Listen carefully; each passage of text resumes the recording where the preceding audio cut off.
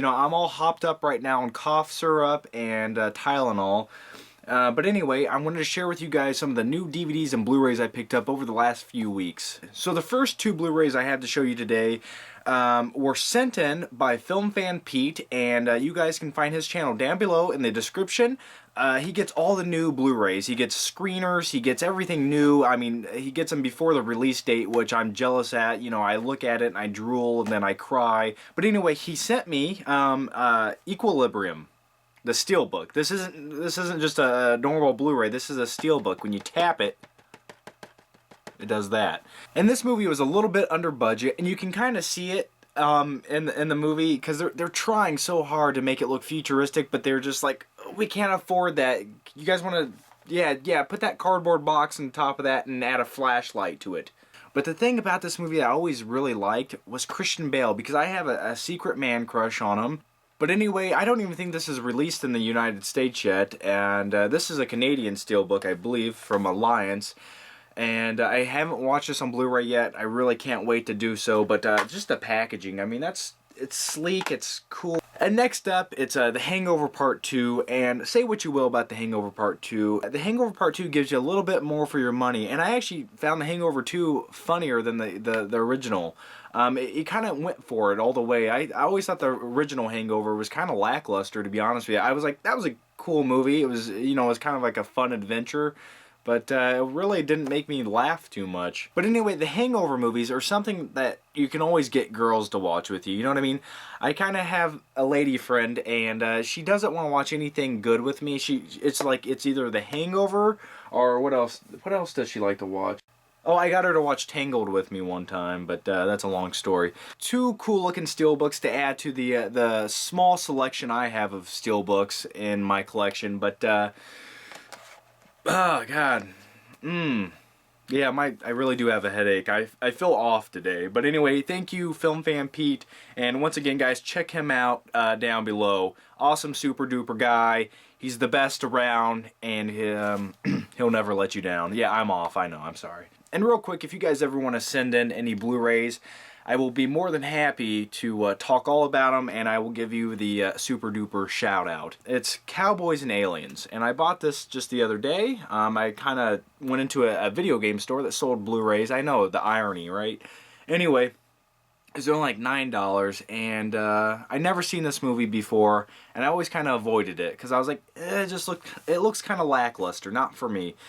And I watched it, and I felt the exact same way I predicted I would. You know, there's some really cool visuals in the movie. I mean, it's got a great cast. You can't complain. But in my opinion, Daniel Craig, I could see the potential. I liked watching him, but I just wanted a little bit more than I was given. And the same thing with Harrison Ford. Just really, at the whole first half of the movie, you're like, no, that guy, he doesn't come across as a villain to me. You know, he doesn't come across as a bad guy. I'm sorry, Indiana Jones, you're just not, you've already been typecasted as that good guy. I can't buy this. It's like they did the bare minimum in this movie just to get by with calling it Cowboys and Aliens. And some of the movie is just stupid. Like Olivia Wilde, which, I see you looking at me. But anyway, like I've heard all of my life, a lot of wasted potential. Alrighty, next up, let's talk about quality films for a minute here. It's One Flew Over the Cuckoo's Nest, starring Jack Nicholson. And I want you guys to look at Jack Nicholson right there. I want you to look at him. Look at him. Look at him. Look at him. Well, at least I tried. That was... Okay, I'll take the hat off. Anyway, One Flew Over the Cuckoo's Nest, a great film. You know, basically... Ooh, a little... What is that? Tape? Okay, that's tape, thank God. Anyway, a movie about a guy who is sane, and he goes to an insane nut house asylum, and basically the ending in this movie is kind of depressing, and it really just it's kind of scary in a way. And let me just say, one of my biggest fears in life is a lobotomy, and I'll tell you that right now. Anyway, I love the Indian guy. Look at him. Next up, it's a David Fincher movie, and I've been on a kind of a David Fincher high for a little bit. Ever since I watched The Girl with the Dragon Tattoo, I just want to see everything David Fincher now. And it's Alien 3, and I haven't seen this movie since, gosh, probably the first time it was released on like VHS. And I remember nothing about this movie except for Sigourney Weaver shaves her head, and that's pretty much all I have to say about this movie, because I need to sit down and actually watch the damn thing. Oh, and I actually own Alien 2, I own Alien 3, but I don't own Alien 1 on a Blu-ray, and if I ever do come across it, I will pick it up, but I just scratched my nose, I wasn't picking it. Wade, my fee? What the heck you talking about? Fargo is a movie about a crime with a terrible plan behind it, and it just keeps getting worse and worse and nothing works out. And the movie stars William H. Macy, who in my opinion stole this entire movie. That damn guy's hilarious in this. I can't do a Minnesota / Canadian northern accent very well. I always sound like I'm, oh don't you know, darn tootin', eh? That's all I got. Anyway, this movie is kind of dark, but at the same time, I find it almost like a comedy. I don't know if I'm supposed to, but I really enjoy the dialogue in this movie, and it just, I don't know why, a lot of it makes me laugh. Is that weird? Okay. Next up, another mediocre movie. It's The Mechanic starring Jason Statham, directed by Simon West, who also directed Con Air.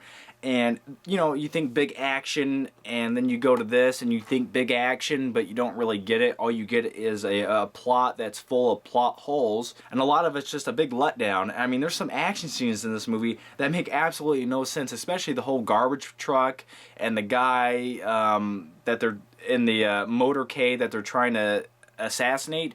It's like they go through way too much effort when they could just stand there with a gun and go, hey, what are you doing?